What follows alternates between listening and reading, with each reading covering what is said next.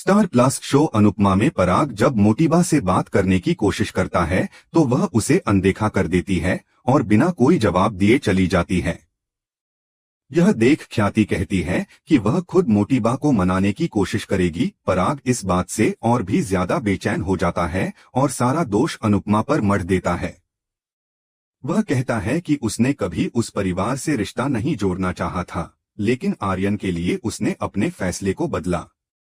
उसका मानना है कि जिस बेटे को उसने कभी कोई खुशी नहीं दी, उससे अब वह खुशी कैसे छीन सकता है। वह कहता है कि अपने परिवार को टूटने नहीं दे सकता। तभी आर्यन आता है और पराग से माफी मांगता है। वह कहता है कि अब से वह और माही कोई गलती नहीं करेंगे और उन्हें शिकायत का कोई मौका नहीं देंगे। यह सुन पराग ख्याति से कहता है कि वह मोटिबा से बात करके शादी की तैयारियां शुरू कर दे। ख्याति यह बात कहती है कि मोटिबा नाराज हैं, लेकिन पराग कहता है कि वह खुद उनसे बात करेगा। इस दौरान दूसरी तरफ अनुपमा और राघव के बीच बातचीत चल रही होती है। राघव अनुपमा से माही और आर्यन को लेकर पूछता है तो अनुपमा बताती है कि अब सब कुछ ठीक हो गया है। तभी केतन वहां आता है और अनुपमा के बनाए खाने की तारीफ करता है। वह कहता है कि वह उसका खाना ऑर्डर करने की सोच रहा है और वह अनुपमा के सामने कुछ ज्यादा ही फ्रेंडली बनने की कोशिश करता है। वह उसे दोस्त कहता है और कॉफी पर चलने का प्रस्ताव देता है, जिससे अनुपमा थोड़ा असहज हो जाती है। इससे पहले कि अनुपमा कोई जवाब दे, राघव बीच में आकर केतन से मजाक करता है और उसकी हरकतों पर तंज कसता है। केतन घबरा जाता है और वहां से चला जाता है। इसके बाद राघव और अनुपमा दोनों हंसते हैं और उनके बीच की प्यारी सी बॉन्डिंग दिखती है। उधर प्रेम इस बात से खुश होता है कि पराग ने आखिरकार माही और आर्यन की शादी को मंजूरी दे दी है। राही और प्रेम दोनों मिलकर शादी की तैयारियों को लेकर उत्साहित हो जाते हैं और उस पल को एंजॉय करते हैं। वे दोनों एक दूसरे के साथ खुश नजर आते हैं। अनुपमा इस बीच राघव से कहती है कि लोग कितने अजीब होते हैं और राघव कहता है कि ऐसे लोगों के साथ काम करना कितना मुश्किल होता होगा। अनुपमा बताती है कि पहले उसे गुस्सा आता था, लेकिन अब उसे अच्छा लगता है क्योंकि अब उसके साथ राघव है।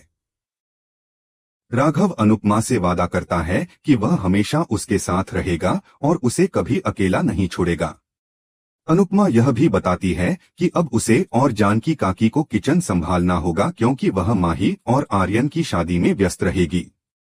इसके साथ ही अनुपमा राघव को बताती है कि पराग को मोटिबा और पंखुड़ी की प्लानिंग की जानकारी नहीं थी। यह सुनकर राघव उसे मोटिबा से सावधान रहने की सलाह देता है और उन्हें बिच्छू के जहर जैसा खतरनाक बताता है। वह कहता है कि अनुपमा बहुत अच्छी है, इसलिए वह सोचती है कि बाकी लोग भी अच्छे होंगे, लेकिन जरूरी नहीं कि सब वैसे ही हों। वह उसे कहता है कि माही और राही से कहना कि वे उस परिवार में रहकर सतर्क रहें। इसी बीच अनिल और मीता मोटिबा के साथ बात करते हैं। अनिल कहता है कि अब जो होना था वह हो गया। इस पर मीता पूछती है कि अब जो होगा उसका क्या? वह चिंता जाहिर करती है कि माही और राही के बीच पहले ही मनमुटाव है और कहीं ऐसा न हो कि इनकी लड़ाई में प्रेम और आर्यन के बीच दुश्मनी हो जाए। अनिल मीता को समझाता है कि भाई बहनों में झगड़े होते रहते हैं, जैसे कि उसके और मोटा भाई के बीच भी होते हैं, लेकिन इसका मतलब यह नहीं होता कि प्यार खत्म हो गया है। तभी मोटिबा उन्हें टोकती है और ताना मारती है कि लड़की अभी घर में आई भी नहीं और पहले ही घर में कलह शुरू हो गई है। वह कहती है कि उन्होंने तो अपने पोतों के लिए किसी खानदानी और संस्कारी लड़की की चाहत रखी थी, लेकिन इस लड़की का तो न खानदान पता है और न खून का। वह ताना मारती है कि जिसकी मां ने दूसरी औरत का घर तोड़ दिया हो, वह लड़की हमारे घर को क्या जोड़ेगी।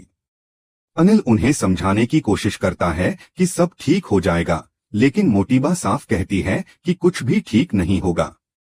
वह कहती है कि भले ही पराग इस रिश्ते के लिए मान गया हो, लेकिन शादी उनके हिसाब से ही होगी। शादी इसी घर में होगी और सारे फंक्शन भी इसी घर में होंगे। इस बार बारात उनके घर नहीं जाएगी और वे उनकी कोई जिद नहीं मानेंगे। उधर राघव को यह लगता है कि अनुपमा माही और आर्यन के लिए जरूरत से ज्यादा कर रही है। वह कहता है कि अनुपमा का घर काव्या की वजह से टूटा था, लेकिन अनुपमा उसे रोकती है और कहती है कि काव्या से ज्यादा गलती वनराज की थी। वह बताती है कि काव्या ने अपनी गलती स्वीकार की थी और माफी भी मांगी थी। अनुपमा कहती है कि कब तक गुस्से का बोझ उठाकर चला जा सकता है। वह यह भी कहती है कि अगर काव्या उस रिश्ते में नहीं आती तो वह कभी खुद उस रिश्ते से बाहर नहीं निकल पाती, न ही अपने पैरों पर खड़े होना सीख पाती और शायद अनुज भी उसकी जिंदगी में नहीं आता। इसलिए जो हुआ अच्छा ही हुआ। अनुपमा माही की बातों को सुनकर मुस्कुरा उठती है। वह कहती है कि माही को काव्या की गलतियों के लिए सजा नहीं मिलनी चाहिए, क्योंकि भले ही उसका खून काव्या का है, लेकिन उसकी परवरिश मेरी है। माही दिल की बहुत साफ है और अब जब वो सच्चे दिल से आर्यन से प्यार करने लगी है तो मैं उसके लिए खुश हूँ। इस बीच प्रार्थना अपने रिश्ते को खत्म करने का फैसला ले चुकी होती है। वह एक एडवोकेट से बात करती है और तलाक की प्रक्रिया के लिए मिलने का समय तय करती है। उसका इरादा है कि लंदन जाने से पहले वह इस अध्याय को बंद कर दे। वहीं माही अनुपमा से कहती है कि शुरुआत में आर्यन से शादी एक मजबूरी थी, एक स्वार्थ था, लेकिन आर्यन के प्यार ने सब कुछ बदल दिया। जब उसने देखा कि आर्यन अपने पूरे परिवार से लड़ गया सिर्फ उसके लिए, तब उसे भी उससे सच्चा प्यार हो गया। वह कहती है कि जैसे राही को प्रेम मिल गया, वैसे ही मुझे मेरा आर्यन मिल गया है। अनुपमा माही की भावनाओं को समझते हुए कहती है कि अब समय आ गया है कि वे शादी की तैयारियां शुरू करें। दोनों के चेहरे पर मुस्कान होती है। इसके बाद कोठारी और शाह परिवार मिलकर शादी की बातचीत के लिए एकत्रित होते हैं। लीला सवाल करती है कि आप लोगों ने क्या निर्णय लिया है, लेकिन जवाब में मोटी बात ताना मारते हुए कहती हैं कि निर्णय तो अब अनुपमा जी ही लेंगी, हम तो अब बस उनके फैसले को सहने के लिए रह गए हैं। बाबूजी मुस्कुराकर जवाब देते हैं कि आपके बेटों ने भी तो हमारे घर की बेटियों से शादी करने का निर्णय ले लिया है, तो अब हम भी क्या ही कर सकते हैं। इस पर माहौल थोड़ा हल्का होता है, लेकिन तभी मोटी बा सख्ती से कहती हैं कि शादी और फंक्शन सब हमारे घर में ही होंगे और वह किसी तरह की दिखावे की शादी नहीं चाहती।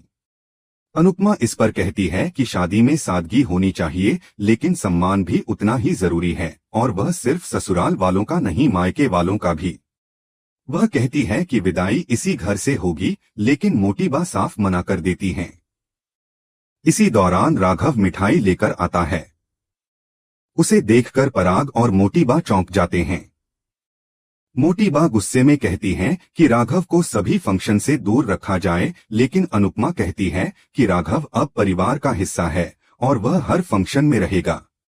बात यही नहीं रुकती, मोटी बा ताना मारती हैं कि दोस्ती के चक्कर में रिश्तों को नजरअंदाज ना करें।